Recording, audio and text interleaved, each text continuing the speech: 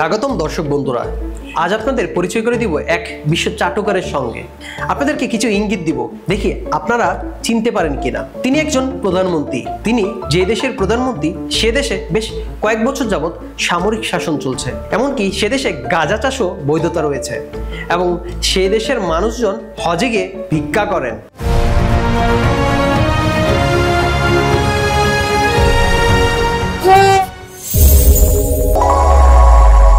কি চিনতে পারলেন না? আরো কিছু ইঙ্গিত দিই। এই ব্যক্তি সম্প্রতি বিশ্ব মিডিয়ায় শিরোনাম হয়েছেন তার চাটুকারিতার জন্য। তিনি নাকি আবার বাংলাদেশেরও বন্ধু। যাই হোক, খোলাসা করে দিই, আমাদের আজকে নির্বাচিত ব্যক্তির নাম শাহবাজ শরীফ, যিনি কিনা পাকিস্তানের প্রধানমন্ত্রী।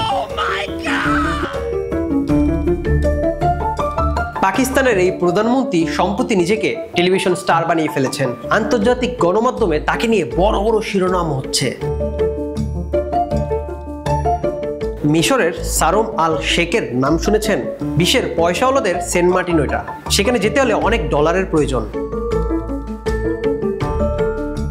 আর সেখানেই এক হয়েছিল বিশ্ব নেতারা। তাদের কোনো পিকনিক ছিল না, তারা সেখানে গাজার পুনর্গঠন এবং যুদ্ধবিরতি নিয়ে আলোচনা করতে গিয়েছিলেন। যাই হোক, মূল আলোচনায় আসি। সেই বৈঠকে পারমাণবিক বোমার চাচা শাহবাজ শরীফও আমন্ত্রণ পেয়েছিলেন, তবে তার মতলব ছিল ভিন্ন। গাজার পুনর্গঠন হলে তার কি লাভ? গাজা যদি আবার ঠিক হয় তাতে আসলে তার কোনো লাভ নেই। তাতে কি তার দেশের যারা হজ করতে যাবেন তারা কি ভিক্ষা বন্ধ করবেন? না। তাই তিনি যোগ বুঝে কোপ মেরে দিলেন। হাতে মাইক পেয়ে এই পাকি প্রধানমন্ত্রী ট্রাম্পকে উদ্দেশ্য করে একটি Nobel of love and piece দিয়ে দেন, আর এতেই পুরো বিশ্ব নেতাদের ক্ষমা বদলে যায়। Wonderful candidate for peace prize. Shahbaz বলেন, ডোনাল্ড ট্রাম্প, আপনি শান্তির মানুষ। নোবেল কমিটি ভুল করেছে, ওরা গুণীর কদর করতে জানে না। President Trump, who is genuinely a man of piece.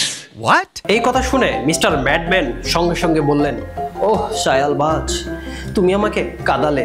আমি শান্তির মানুষ, সবাই শুনো, আমি শান্তির মানুষ। Oh, Shahbaz, you made me cry. I am a man of peace. Everyone listen.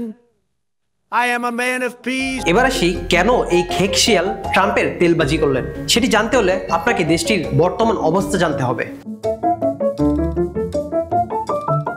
পাকিস্তানের বিরোধী রাজনৈতিক দলগুলোর উপর নির্যাতন, দেশটির ভয়াবহ অর্থনীতি, ভারত ও আফগানিস্তানের মাঝে সাঝে হুমকি, এসবের জন্য হলেও আমেরিকা একটি আশীর্বাদ স্বরূপ। নিন্দুকেরা যাই বলুক, শাহবাজ শরীফ কিন্তু সফল। ভাবছেন কিভাবে সফল? এই যে ট্রাম্প একটা হাসি দিল, এতেই ব্যাস হয়ে গেল। ট্রাম্পের একটা হাসি শাহবাজ শরীফের জন্য আশীর্বাদ স্বরূপ। এতে আমরা কি শিখলাম? কখনো কখনো অযৌক্তিক প্রশংসাও কূটনীতির সর্বোচ্চ স্তরে যেতে পারে।